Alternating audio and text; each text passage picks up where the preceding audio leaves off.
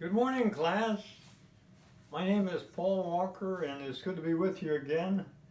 I'd like to talk to you this morning about veteran suicides, and particularly the stigma of post-traumatic stress, PTSD. Back in July of 1943, as the Allies began to finish up the conquest of the island of Sicily, our most aggressive general, General George S. Patton Jr., was visiting hospitals to check up on his men who had been wounded. And Patton visited this one particular hospital. He went around and talked to the men, and then he spotted this soldier sitting in the background, went back, and soldier stands up, and the general said, "What's wrong with you, soldier?" He said, "Well, sir, I guess I just can't take it." And General Patton said, "You just can't take it?" He said, "I know what's wrong with you. You're a coward." And he said, "With all of these brave men in here, I don't want you in here stinking up the place." He said, "In fact, we shoot cowards, and I ought to shoot you right now," and made a gesture of getting his pistol out. The surgeons pulled the general back and had him go on to something else. But the story was widely circulated, widely printed, and General Eisenhower, the overall commander, relieved Patton of his command.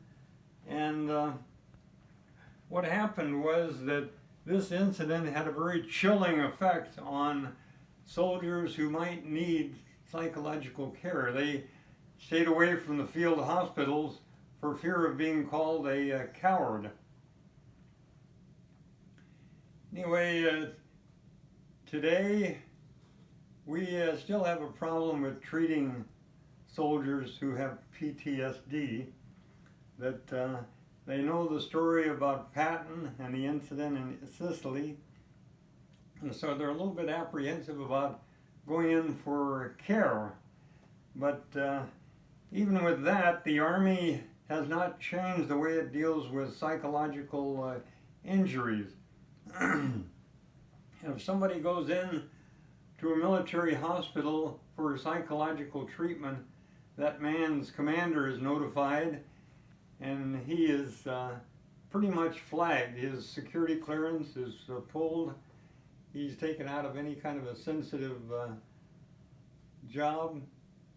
And eventually, if he continues treatment, he is processed for discharge and turned over to the VA, the Veterans Affairs Administration, for treatment.